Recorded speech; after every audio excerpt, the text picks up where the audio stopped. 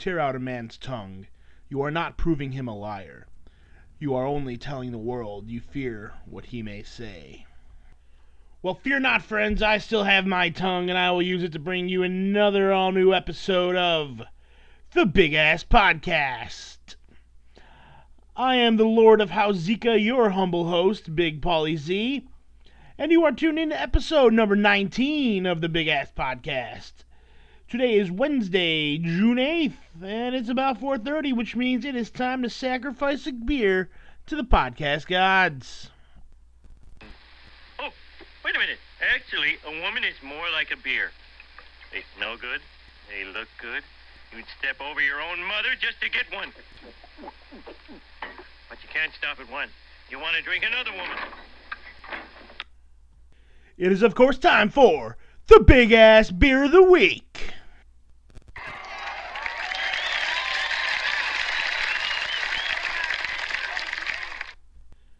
This week's selection comes from Leinenkugel's Brewing Company out of Chippewa Falls, Wisconsin. Well, being that I was out on the lake and fishing, I was going with the summer beers, and that's where I'm going with this one right here. I'm going with the Leinenkugel's Grapefruit Shandy, which is a shandy-style beer with the flavor of fresh-cut citrus. Gonna read you a little thing on the can here. We got from Leinenkugel's. A traditional shandy beer is mixed with a little something extra, like lemonade, soda, or ginger ale. Leinenkugel's Grapefruit Shandy is our take on this tradition.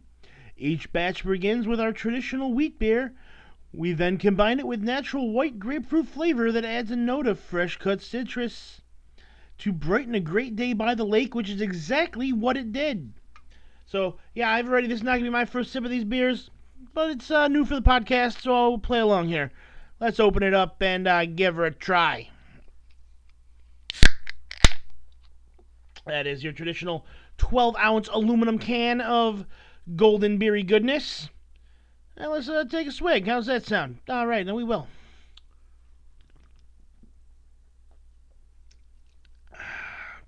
Oh, it's so good. So good. Right up front, you get the grapefruit juice flavor. Very mellow wheat beer. Just super easy drinking. Super refreshing. On a hot day, on the water, on the boat, in the backyard, whatever. Awesome beer. They're coming in shandy sampler packs this summer with a couple other flavors. The traditional lemon, the watermelon, and the ginger. I think the grapefruit is my favorite. It's a toss-up between that and the watermelon. But it is fantastic. And being that it's a shandy, which is kind of a cousin of the Radler, if you're familiar with your German beers, it is a lower alcohol percentage. I think these are like 4% per can. So you're not going to get wasted drinking a 6-pack of these or whatever. But it's a tasty brew on a hot day or any day. Why the hell not? Drink Leinenkugel's Grapefruit Shandy, now available in stores. So yeah, man, check that out. That's the Big Ass Beer of the Week. I highly recommend it. And yeah, I'm broadcasting from inside today because it fucking feels like fall again, and I didn't feel like cleaning shit up in the garage to set up a table anyways. So no cigar, just rolling with the beer and the microphone. That's all we got going on here, folks. You're gonna have to live with it. All right. So I am back, albeit a day late, but I warned you last week that's the way it was gonna be. And it has come to fruition. Why am I a day late? Because we spent 3 lovely days in Chautauqua Lake, celebrating our 2nd anniversary and hanging out with some good friends. And, man, it was fantastic. We were on a bit of a budget, so we did not rent the fanciest lake house, but this was certainly a throwback to the 50s and 60s. The furniture, the accoutrement, the old clawfoot tub, the big porcelain stove, the big old-fashioned sink, all that shit, man. It was classic lake house from, like, the 60s. It was pretty cool. Not the fanciest house, but you're not there to spend time in the house anyways. Nice back deck, canal running in the back. There was fish in the canal. Across the street, which was not a far walk at all, we had a giant dock, and you're able to fish off of that, dock your boat if you did have one. And that was all available to us as well. And right on the shore side there was also a fire pit, so you could have a little campfire right on the old banks of Lake Chautauqua, which of course we did. Uh, Weekend weather-wise, Saturday was pretty damn nice, mid 70s, low 80s. It was beautiful. Up until probably about 10:30, 11 o'clock, we finally got some rain, killed the bonfire action, but we didn't let that spoil the mood. Big front was moving in for Sunday, so we had to make the decision of whether or not to rent a boat. And I checked the marine forecast and made the call that I think we should, and we did. And it ended up being a pretty damn nice day on the water. The first hour or so, we were dodging some wind and rain, but then the entire middle portion of the day was gorgeous from I'd say 10:30 on to about 4. So we fished the lake all day, just kind of cruised around on the old pontoony boat. Had a nice new on the new side pontoon boat with a nice 70 horse Yamaha on the back. So cruising Lake Chautauqua on that, and it was fun. Everyone was having a good time. We were sitting there anchoring up off the edge of weed beds, just picking off perch and silver bass and whatnot, filling up a little fish basket for a fish fry. And we got some decent sized perch. A lot of, I think we probably got a dozen that were over 10, 12 inches in that range. All good eating sized fish, which was nice. And then I had one of the greatest days on the water I ever ended up having in my life. Wasn't set out to go big game fishing, but that's what we ended up doing.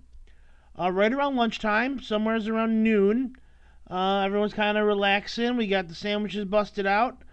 I take my spinning rod, spooled up with some 8-pound camo P line, and I had on there a double perch rig, which, if you're not familiar, is a monoliter, 6-pound test, I believe, with 2 size 8 hooks and a couple little colored beads, just something to, attract the panfish. Then a swivel at the bottom, a little snap to put your weight on there to keep it on the bottom. Not set up for anything bigger than, say, a healthy walleye. But we were targeting, like I said, perch and panfish. So I sit there, got my sandwich open, crack open the first beer of the day. I got a fathead minnow on the top hook, hunk of crawler on the bottom hook, wing it out about, I don't know, 20 yards from the boat, let it sink, close the bail, get the lawn taut, and just rest the rod next to me on the seat as I decide to eat my lunch. It's not uncommon. I mean, yeah, the fish were hitting fairly decent. We had decent action all day. Had one little wrap, and then my rod fucking doubled over, like the Loch Ness Monster had decided to eat it. I set the hook, and it just was at first nothing but weight. It felt like I had hooked a slowly sinking log, and soon thereafter it started to fight, and I knew I had something alive on the other end. Didn't know what yet. And yeah, so now I'm knowing we had a little bet going on the boat, biggest fish of the day. Everyone put $5 in the pool, and the pot went to the winner of the big fish of the day. The minute that I set the hook on whatever the hell this was, I just said, game over, I win. I've been fishing literally since before I was 1 years old. I could tell whatever I had on there was a big goddamn fish. So I'm cranking on it. Actually, not really cranking on it. I am letting this fish do whatever it wants. Like I said, 8-pound test, 6-pound leader on this little panfish rig. Whatever's on there, much bigger than what this line is classed for. So I'm just letting it run, letting it do its thing, tire itself out. Finally get the first glimpse of the fish, and it's a fucking muskie, and it's a big one. So battle that sumbitch for a solid half an hour. I mean, every time that fish seemed like it was beat, it would get a second wind and just go on a run, just barrel to the bottom. It was a different kind of fight. I've caught pike, nothing nearly this big, but same family, and I've caught probably up to like a 30, 32 inch northern pike in the past, and they didn't fight like this. The closest thing I'd almost say is similar to catching a grouper in the Gulf Coast of Florida. And what we started noticing is that, like I said, the rig I was using has two hooks. It had bit off the front hook, so I don't know if I had initially, if it just went and slammed that little 3 inch minnow that I had on that hook, or if a perch hit that minnow and then the muskie ate the perch. Either way, the front hook was gone, clean bit off. But the second hook on the rig worked like a stinger hook and follow hooked the fish on its dorsal fin. So now I got a fish that's hooked mid back, which means that I have no leverage over its head. I cannot turn it. It's doing its own thing. And at least every time I thought that I had this fish beat, it would get a second wind and just go on a run, and I was just letting it peel drag. I knew I couldn't horse it, and it would just peel drag. And we were not set up for this. Did not have a landing net, obviously. Didn't want the fish hurt. We weren't gonna do nothing goofy like try to gaff it with another hook or some dumb shit.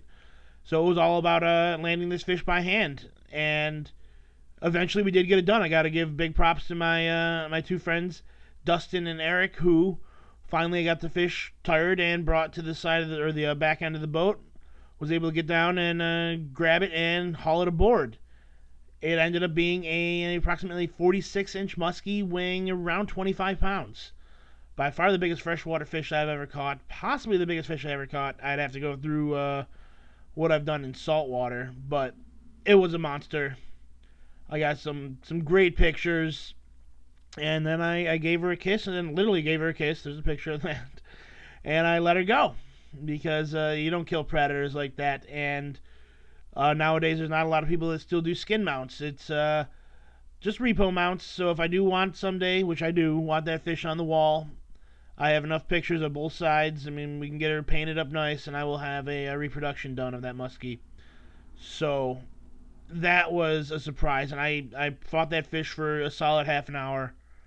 I gotta thank everyone else, all my friends that were on the boat that bared with me, that cleared shit out of the way as I was having to walk all around the back of this boat to try to keep the fish in play. Crystal, who had never driven a boat before, but was actually able to throw the boat in gear at one point in time and kind of slowly back down the line when I had one big run that I knew I was gonna have to horse the fish in a lot further than I wanted, and we kind of did a little blue water tactic and had her kind of slowly back that boat up on top of the fish. So big props to everyone. We did, as I said, had a successful release. Fish lived. I got some great pictures, great memories, and that was awesome. So that was fantastic.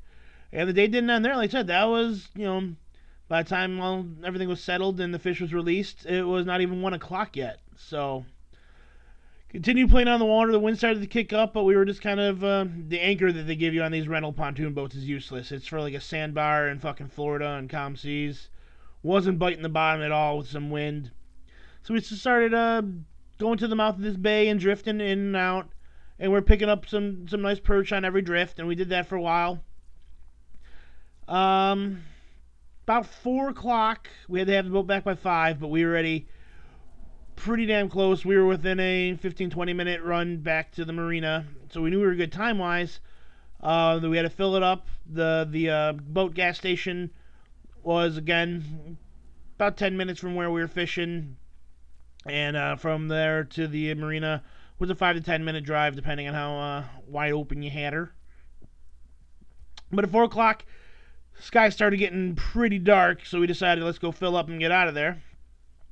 We filled the boat up at Smith Boys and are then ready to head back to Asheville Marine. As we're pushing off from the gas docks, some little pitter-pattery rain starts falling. Like, yeah, whatever, fuck it. It is what it is. We're going to get wet. So be it. Day's almost over. We'll be home to a hot shower in the cabin, and, soon enough. Little pitter patters turn into fucking like sideways rain, and then the storm hits full on when we're basically just within sight of the channel leading into the marina where we got to turn the boat back in. And this initial gust on this storm was scary. I thought it was gonna rip the bimini top off the top of this thing. I mean, it caught it like a sail. The wind was so rough on this barge. If you're familiar with pontoon boats, they're big, they're wide, they're not made to just cut through the water like a fucking bass boat. We got blown way off course. Everything going in these little bays and channels clearly marked buoys. Says don't go outside of them. You want to know why? Because it's like 2 feet of water. And yeah, we almost get hung up. I assume the captain's seat at this point in time. Trimmed the motor up, and I got us in the dock. Apparently, the owner of the marina saw us go way off course. Didn't have a whole lot to say to us. It was like we all had jumped in the water. I mean, the rain was that hard for that short period of time, drenched head to toe. There was not a dry spot on us. I don't believe we fucked up the boat at all, getting it off course like that. And you might be saying, yeah, how bad was this? Really? Is it this harrowing of a fucking story? Well, we got back to the cabin, look in the backyard, and the cabin or house next to us. There's like a 30, 40-foot maple tree down across the canal. We look out at our dock, and the roof, the little covered portion with a boat lift that was powered by some solar panels, completely ripped off, torn to shreds, and laying there in the water. So it was a nasty little microburst in this storm. And like I said, everyone actually, no one really panicked too bad. We got where we needed to go. We got the boat back safe. So it's a story for everyone, and it was fun as hell. So it was a great way to spend my anniversary. And like I said, gift-wise, that Muskie is fantastic. I will someday get it memorialized as a reproduction mount. I saw the prices on repo mounts run anywhere from $10 an inch if you're lucky, all the way up to $20 an inch. And like I said, this fish was a good 46 inches, so do the math on that. Not a cheap wall mount to get done, but someday. The pictures won't go away, pictures won't fade, and I can get a repo mount done at any time, so I will be doing that. Other than that, like I said, great anniversary, very fun time. And we will be back down in Chautauqua in late July, so I look forward to that. I hope everyone else had a lovely weekend, and yeah, man, let's get on with the show. News team, assemble! It is time for this week's edition of The Big Ass News.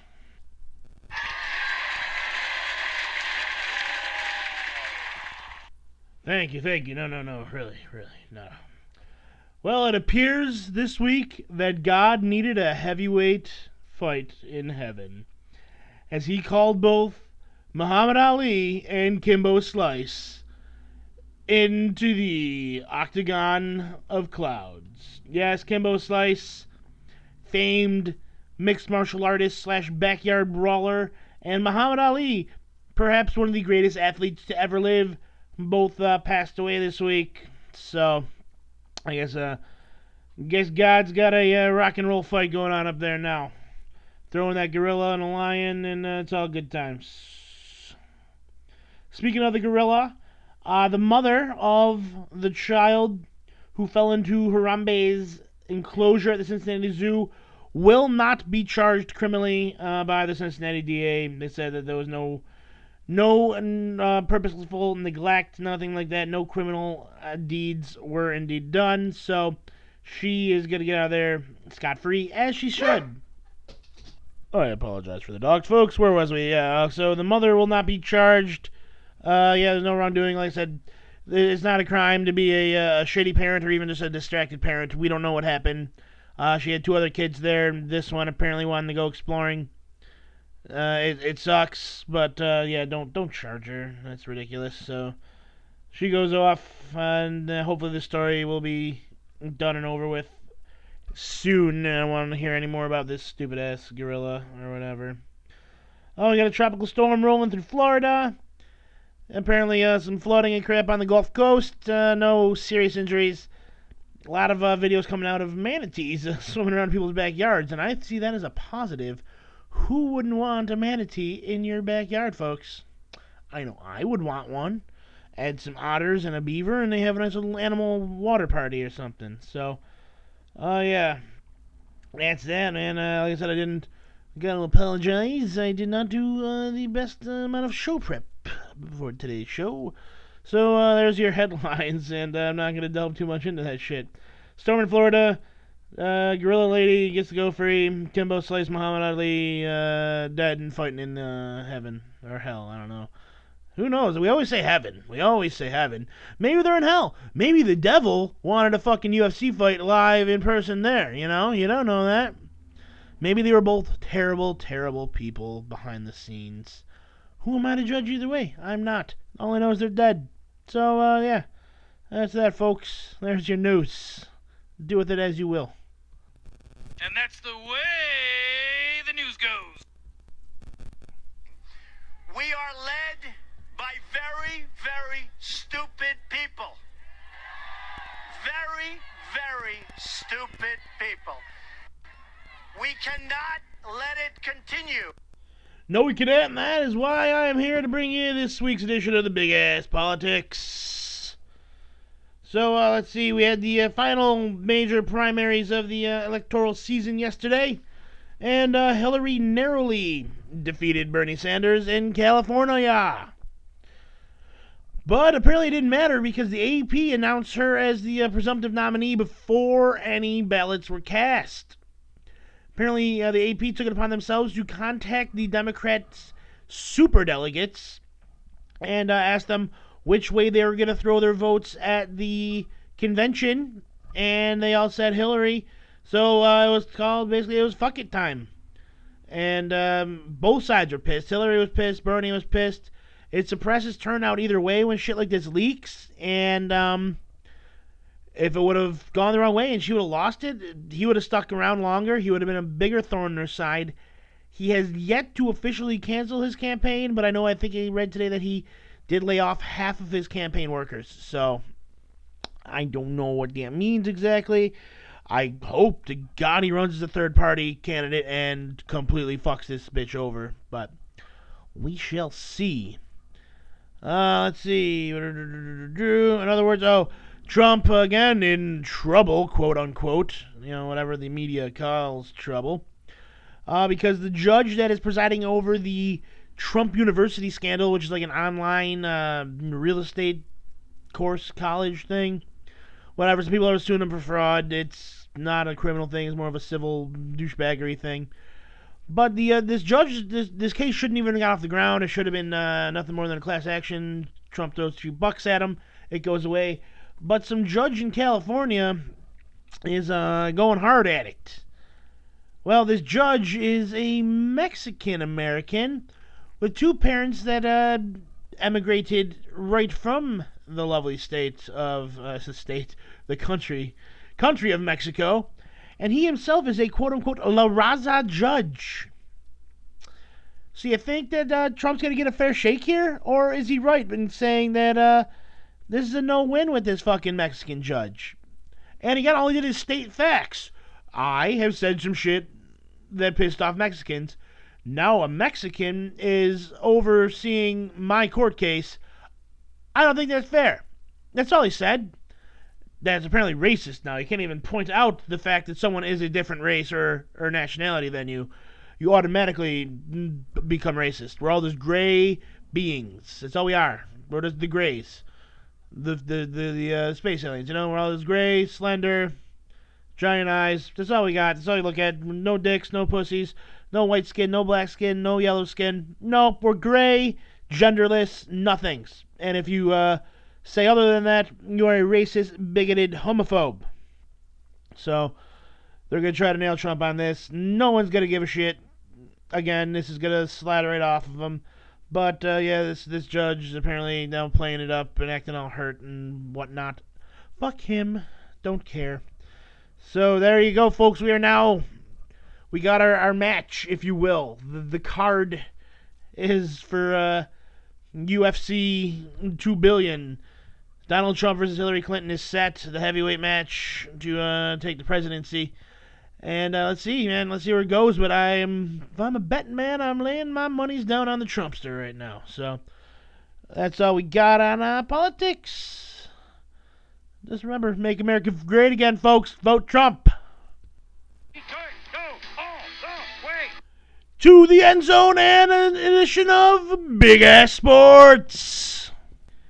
All right, let's see what we got going on. We got a couple of championships going on here. We got Golden State Warriors versus the Cleveland Cavaliers in the NBA. Golden State, I believe, is up 2-0 and looking pretty damned unstoppable. Does not look like LeBron is going to be adding another championship to his resume this year. Then we got the Penguins and the Sharks in the NHL Finals. Pens lead that series 3-1. Sharks looking pretty dead in the water. But I do got to say, awesome job on having Metallica play the national anthem there. San Jose, like it. Good style. Nice. Gotta love fucking Metallica. In case anyone was fooled, Roger Goodell is not dead. The NFL's Twitter page was hacked by hooligans who claimed that the good commissioner had passed away at the age of 57. This is, in fact, not correct. So, Roger Goodell, not dead. Marshawn Lynch, however, totally still retired. He was interviewed and said, fuck, I'm done with football. What else do I got to say, stupids? So, don't listen to these other idiots saying that Marshawn's going to come back. I was one of those idiots last week. Don't listen to us. Marshawn's done playing football. Let's see. Aqib Talib got in a little trouble there in Dallas. And apparently leaving a titty bar. There's a little bit of a fight. And he finds himself with a bullet through the meaty part of the leg. Clean pass through. No bones. No tendons. A couple stitches and a goofy look on his face. I guess is all he got in the end. Unfortunately, there's rumors that he shot himself. So apparently he did have a gun on him. There's an ongoing investigation. Not looking good for Talib, who has a history of being a fuck up. So he's probably going to spend a portion of this season on suspension. So watch out for that, Denver Bronco fans. In local news, Cardell Jones, the fourth-round draft pick, I believe. Yeah, it sounds like something that the Bills would do. Cardell Jones, the rookie quarterback for your Buffalo Bills, inks a 4-year deal, tying him up for a few years. Probably going to be your third stringer this year. May see some playing time, some sort of trick offense formations, but yeah, he's inked up now. So there you go. Go. Feel free to buy your Cardell Jones jerseys, Bills fans. And my favorite story of the week: Brock Lesnar. Yes, the human suplex machine. The mayor of Suplex City, whatever else dumb shit Paul Heyman says about him, he is going back to real fighting for at least one match. And will be in a heavyweight bout at UFC number 200. Vince did not initially want to give him permission, as he is under contract with the World Wrestling Entertainment Foundation Federation doohickey. But according to Brock, him and Vince hashed it out in his office over an arm wrestling match. And although Vince is jacked, he is in his 70s, and Brock won, and apparently won his right to go in and get his ass kicked for real, or do some real ass kicking. We'll see how that happens.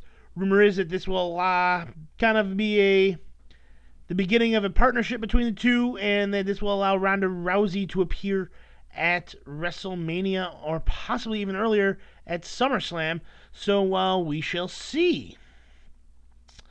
And on this week's episode of the Fantasy Corner, I want to get into some terminology, namely handcuffs. You're going to hear people talking about handcuffs during drafts, and did you get so-and-so's handcuff, and blah, blah, blah. Well, what is a handcuff? A handcuff is generally the backup to a starting player that you would want on your team in case the starter goes down. A lot of you are probably saying, yeah, that makes sense. We would want that. Do you necessarily want that, though? In some cases, it works out well. If there's a very clearly defined 1 and 2 at a position that it is clearly 1 and 2, And really, there's only one position you're going to do this with, and that is running back. Receivers filter in and out, and you're going to be drafting teams second, third, fourth receivers even sometimes. Tight ends, absolutely not. And backup quarterbacks, they'll be available. If disaster strikes that badly for your team, you'll probably be able to pick them up on waivers. But running backs, a lot of teams have a pretty set hierarchy, and you know who is going to come in case the starter goes down. So this is where you see handcuffs come into play. A great example is Eddie Lacy and James Starks. If Eddie Lacy goes down, you know that James Starks is going to be your starter in Green Bay. Eddie Lacy has been banged up the last couple seasons. So if you draft Eddie Lacy, it is wise to try to add James Starks late in the draft just in case. Just in case Eddie Lacy gets hurt. People thought this way, however, last year with a guy like Jamal Charles. And everyone took his backup, Niall Davis. So everyone went out who was a Jamal Charles owner, or some teams that just wanted to screw the Jamal Charles owner, and drafted Niall Davis. Well, Jamal Charles did in fact get hurt. And what happened? Niall Davis was one of 3 running backs, along with Spencer Ware and Sharkhandrick West, who got a crack at carrying the ball in his steed, and Niall did not win that job. And I don't believe he's even on the roster this year. So that's where this idea can go awry. Especially if you waste too early a pick on a backup. The big one this year is D'Angelo Williams backing up Le'Veon Bell in Pittsburgh. Bell's been banged up the last few years. And I believe that D'Angelo Williams has something like a round 7 or round 8 ADP right now. Is it worth taking a backup, even if you are the Lev Bell owner? Can't you find a better running back that round than D'Angelo Williams? Let someone else waste that pick, in my opinion. I'm not going to handcuff him. But that's the idea. So when you're sitting in your drafts this year, if you're new to the whole game, that's the idea behind a handcuff, is a backup to another player on your team that will take over in case of injury. And like I said, it's not a guarantee. It can hurt you if you draft him too early. You're now not taking a player that you would have wanted to take there who would have been better, more or less. So handcuff your players at your own risk. Not a strategy I necessarily recommend, but also, if you see a handcuff for an injury-prone player floating around late in your draft, the last 2 rounds, and your roster's looking set, add him. Even if you don't have that player. This is where I like to play with handcuffs, is in those last few rounds. Add a Sharkhandrick West, add a James Starks, a D'Angelo Williams late. And then if that starter on those teams gets hurt, now you have trade bait, if nothing else, for those other players' team's owners. So it can be a lot of fun, and yeah, man. So that will be the Fantasy Corner for today. Enjoy. We've got brave men knocking at our door. Let's go kill them. Let's kill them in this week's Game of Thrones review. Alright, it's been a couple weeks since I did this, so let's see what we got going on here. Daenerys got back Drogon. She's leading the Dothraki herd to the sea. The herd, the horde, whatever you want to call them. Her minions, with the aid of her big black dragon, are going to attempt to find the wooden horses to ride across the great salt plains, or whatever the fuck stupid shit they say. Anyways, she's getting her ducks in order to finally try and land on the mainland and take back her supposed birthright. The Greyjoys at the same time are sailing to Marine to meet her and try to form a pact. So we'll see what happens there. Obviously, she's not marrying Theon with lack of a cock, but apparently his sister's now a lesbian, so we got that going on. So I don't know, maybe that's what Daenerys is looking for. So we'll see if the Greyjoys and the Targaryens will form some sort of union and rain hell down upon Westeros. Jon and Sansa, Jon Snow, Sansa Stark, they're tooling around the north, trying to go to friendly houses and build an army, having little to no luck. Apparently, Jorah Mormont's fucking third niece or some shits now, the Lady of House Mortmont, and has a bit of an attitude problem. Everyone online loves this little bitch. I just thought she was kind of fucking annoying and snotty. At least Sir Davos talked some sense into her face, and shit happened, and she pledged all 62 soldiers. So, big ups there. Arya has fucked up, apparently. She was tasked to kill the actress in the little Game of Thrones play inside of Game of Thrones. She does not kill the actress. Actually warns her that someone is trying to kill her. Completely against the Faceless Men creed. Digs up Needle and is on the run. Or is she? Been seeing a lot of convincing arguments online that she is in one with the waif. That her and the waif are the same person, a la Tyler Durden and the narrator in Fight Club. So, is this death scene that we saw, or the potential death scene, the stabby stab scene from the waif killing Arya, is that actually all in Arya's mind, and is she finally killing, quote-unquote, Arya Stark to become, quote-unquote, no one, and therefore one of the Faceless Men? I don't know how much to read into that. I guess we'll see next week. So, I don't know what to think. I would like to think that she heals up, gets out of there, and joins the other Stark kids in Westeros, but who knows? And then we had a big old comeback as we saw the Hound is alive and living with a member of the Seven, a little group of them, a church group, if you will. He was trying to figure out how to be a peaceful big old dude there with them. But the Brotherhood with no banners rode in, slaughtered everyone while the Hound was chopping wood. So the episode ended with him grabbing the axe, getting ready to chop up the bandits. So we'll see how that goes. A good old violent Hound is what we want.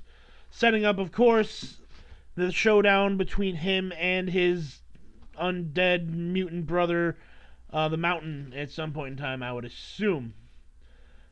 Then we got Queen Marjorie plotting and planning in King's Landing, trying to figure out a way to weasel out of there. I don't know. Maybe she wants to get out totally. Is she gonna kill Tommen? Possibly.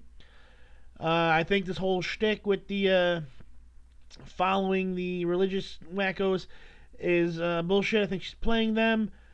They kind of enlightened us to this a bit more this week's episode when she handed her grandmother the little drawing of the rose to let her know that she is a rose through and through, which is obviously the sigil of House Tyrell. And then, let's see, Tommen banished Jaime from King's Landing, sent him to lead the army to take back the Riverlands from the Blackfish. Jaime and the Blackfish have a little one-on-one encounter.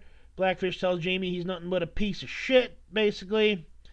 And so now we're going to see some sort of siege on in the Riverlands there on the Blackfish Castle. We'll see what happens. Also, Sansa sent a raven begging Peter Baelish to gather the Knights of the Eyrie and the armies from the Vale to come to their aid before they storm Winterfell and try to take down the Boltons. So, ended up, the season's wrapping up fun. It's a short season, 10 episodes? We're already in episode 7, 8's next week. 9 and 10 are going to be longer in length, but it's almost done here. So, I'm liking the way it's going. Mostly, some of the shit I'm just going to draw up to.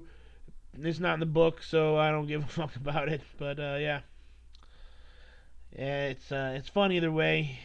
So, go get your Game of Thrones on. And if you haven't read the fucking books, read the books! Riddle me this, riddle me that. Who's afraid of the big black bat? It is time for the big ass question of the week. This week's questions comes from me, little old me. I got a question for y'all. Probably only pertains to the fishermen out there, so I don't know how many of you are out there that enjoy the game of fish. But as you heard my tale to start the show, I let go a whopper, a biggin, with really no second thought. Didn't even think of keeping the fish. But would you have kept it, or would you have let it go? Why and why not? Do you see value in killing something like that? Especially is not a really good table fish. It's not a good food fish. So, other than having it to take pictures of at other venues, what's the point of killing it? That's my way of looking at it. It was legal. There's 40-inch minimum, one fish limit on Chautauqua. Very much could have been kept. So, wouldn't break any laws. Ethically, you're well within your means to do so as well. But I chose not to. It's a big, nasty predator. Let it go out there and do its thing, and maybe someone else will catch that fish someday. So, what do you think? Would you have kept that fish or a fish of similar size, in a different species, a true monster or something that you've been chasing for a while? Let me know, folks. Thanks. Alrighty, what else we got here? Finally rented The Witch on Blu-ray the other day. The big scary horror movie that everyone has been talking about. And I'm lucky if I made it halfway before falling asleep. Gotta tell you, it was dreadfully boring. So unless it got scary in the second half, I did not find it all that good. So I can't say I recommend the old The Witch movie there. Tonight we're gonna be watching Dirty Grandpa with Robert De Niro as we eat bison steak and shrimps, our home cooked anniversary meal that Emily wants to make for me, as we went out to eat yesterday. So she's gonna cook up a nice meal, and we're gonna watch a movie from Redbox. So we're going with the old Dirty Grandpa there. So that should be fun. What else we got here? Like I said, I'll be back in Chautauqua in late July. So until then, the shows should be going off pretty much on a normal schedule. Speaking of movies, I might finally be getting to see Civil War before it fucking gets out of the theaters this Friday at the old drive-in. So let's hope that I get to do that, as I really want to see that, and I'm just tired of reading fucking spoilers online. So that'll be fun. Who doesn't like the old drive-in? And then what are we doing this weekend? Well, I'm celebrating my godson's 6th birthday party. We're celebrating his birthday at a birthday party. That's what we're going to be doing there. And then Sunday we're doing one of them, you sit in for the infomercial for the timeshare, and then they give you a free treat type deals. So we're going to Allegheny to do that. They're supposed to give us a $50 Amex gift card for listening to their hour-and-a-half spiel and tour of their condo campsite thingy. And all we gotta do is make sure not to sign on a dotted line and plunge into financial ruin, which I promise you we will not be doing. So, yeah, that's our weekend. Hope you have some fun shit lined up. Looks like the weather's gonna turn back around for us, and it's gonna get a little more summer-like. So, get out there and enjoy the out-of-sides. So, yeah, man, it's about that. Let's do some plugs, shall we? We shall. First, as always, Emily's A to Z Crafts. She can make anything from A to Z, specializing in crocheted and baked goods, but she also does chocolates, sewing, desserts, and light catering. So you can go to A to Z Crafts on Etsy, or go to eazcrafts at yahoo.com to contact her via email, or of course you can just search Facebook for Emily's A to Z Crafts. That's 2TO, Emily's A to Z Crafts on Facebook. So please check her out. Second, I would like to talk about Happy Guru Tattoo Butter. It is a vegan tattoo and piercing care, so you can check all that out at happygurutattoo.com. And of course, this is Josh and Candy's fabulous company. You can also go to happygurulovesme.com to check out the rest of their fantastic, all-natural, all-vegan skincare products. And while we're talking about Happy Guru, let's give a shout out to a couple of their sponsored artists, Rob Holland and O.V. Wolf of Stainless Custom Tattoos out of Dallas. Some real good dudes. Like I said, they're the ones that did Emily's tattoo when we were at the tattoo show. So just check them out. Check out what they're posting up on like Instagram and whatnot. They're real cool dudes, good artists. I believe if you look up Bad Stainless, you'll see a lot of their stuff. So go check that out. And last but not least, I gotta give a shout out to my man Dennis at the Tattoo Den, located at 2111 Transit Road in Elma, New York. You can go to his Facebook page, just search for the Tattoo Den to check out his portfolio and see everything that Dennis has done recently. And if there's any last minute openings, he usually throws it up on Facebook. So if you want some ink therapy done locally, most certainly check out Dennis at the Tattoo Den and let him know Paulie Z sent you. Thanks. And, of course, gotta give a plug to myself, the Big Ass Digital Network, the fine podcasting platform that you are listening to right now, which includes this show, the Big Ass Podcast, Sports Untamed with Robbie W., and Couples Love Fantasy, the fantasy football show, hosted by yours truly and my lovely wife, Emily, which is coming soon. Big Ass Digital does have a GoFundMe page set up, so if you want to go and throw a few shekels at me to upgrade some equipment, I'd appreciate it. If not, whatever. Don't care. Why not, though? And let's see. You can always contact me on the social medias. First and foremost, Facebook. Just search Big Ass Digital. On Twitter, I am at Big Paulie Z. Paulie scored. Or you spell it. Paulie spelled with an I-E. So that is at Big Paulie Z on Twitter. Instagram, Paulie_Z. Again, Paulie with an I-E. Paulie_Z on Instagram. Snapchat, PEZ981 would be the way you find me there. And email. You can email the show at bigassdigital@yahoo.com. So, yeah, man. And, of course, subscribe to the YouTube channel because right now Facebook's being a motherfucker to upload videos to. So, at least YouTube is flowing freely right now, so subscribe to the show there. I appreciate it. Any and all feedback, of course, we do appreciate here. With that said, thanks for listening.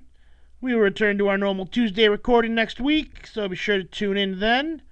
Follow the show on social medias, check out the sponsors, and of course, be well, do what makes you happy, and above all else, stay alive, man. Peace!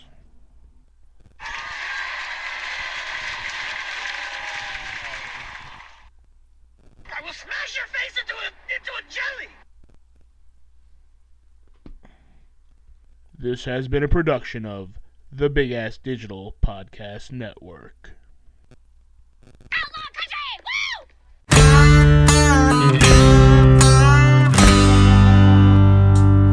I ain't got a high-powered motor. I don't own a wakeboard. I got a 1970 Martin guitar and an outdoor carpet dance floor. I got burgers on the grill and beer on ice, and I'll probably be seeing you soon. I ain't making no waves, ain't starting no fights, just cruising in my pontoon. All I need is me and my girl parked in a club in the glow of the moonlight, making love on my pontoon boat on a Carolina Saturday night.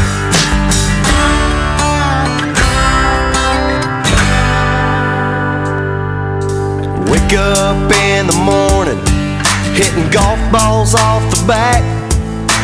Jump off the side, you know I'm doing a gainer, and take me a Lake Norman bath. I ain't wearing a pair of board shorts, Walmart suits me fine. I kinda like the mesh, holding my balls reminds me of another time. Back when it was me and my girl parked in a cove in the glow of the moonlight, making love on my pontoon boat on a Carolina Saturday night.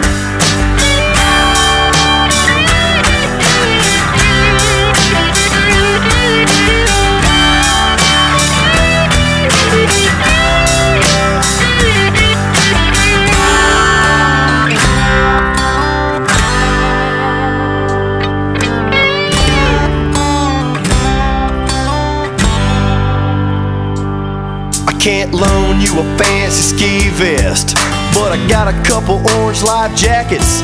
I ain't tying up with none of them pretty boy boats. I can't stand that Jack Johnson racket. I don't get in a lot of trouble, but I've had a few misdemeanors, And hell no, I don't watch racing no more. Ain't the same since we lost senior. All I need is me and my girl parked in a cove in the glow of the moonlight, making love on my pontoon boat on a Carolina Saturday night. All I need is me and my girl parked in a cove in the glow of the moonlight, making love on my pontoon boat on a Carolina Saturday night.